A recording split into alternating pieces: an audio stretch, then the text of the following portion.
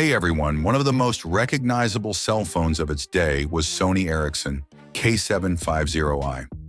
It was a revolutionary gadget that raised the bar for mobile photography and general usability.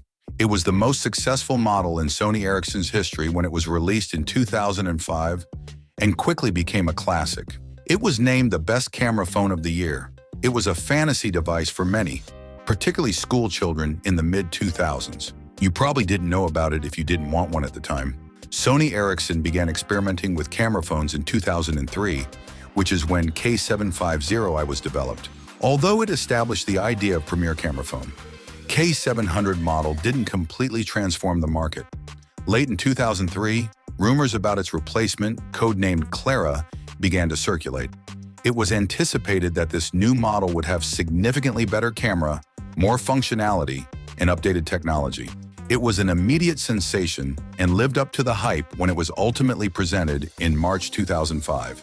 Since the phone itself didn't have a 3.5mm headphone jack, the retail box came with a data cable, a conventional fast charger with Sony Ericsson's unique Fastport connector, and an adapter. The audio quality of the bundled bass reflex headphones was unexpectedly good. The bundle also contained a memory stick duo card, which was normally 64 megabytes in size, while some sets came with a 128 megabytes card. Having expandable capacity was essential for keeping apps, music, and pictures. Given how costly 2 gig memory cards were in 2005, it was astounding that the seller of my device included one. In terms of design, the K750i was a chic and small candy bar phone that embodied Sony's distinctive style. It was comfortable to hold because of its ergonomic and well-balanced design. One small issue, though, was the memory card slot's rubber cover, which felt flimsy in comparison to the rest of the device. In spite of this, the phone had a sturdy structure and a stylish appearance from all sides. Anyone familiar with a Sony Ericsson would find the UI easy to use. Navigation was simple because of the main menu's traditional grid of icons. The K750i's camera was one of its distinguishing characteristics. Users only needed to slide the lens cover on the rear open to show the 2-megapixel autofocus camera in order to activate it. This function, which offered remarkable photo quality for a mobile smartphone, was revolutionary at the time. For its day, the camera's photos were unexpectedly good, with vivid colors and respectable detail.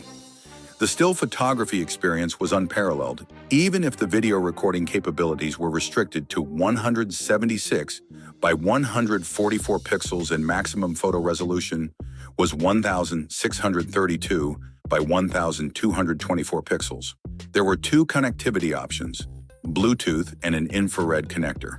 Bluetooth was the most popular way to transmit files. Pairing K750i with contemporary Galaxy S25 Ultra was entertaining, and amazingly, file transfers functioned flawlessly in both directions.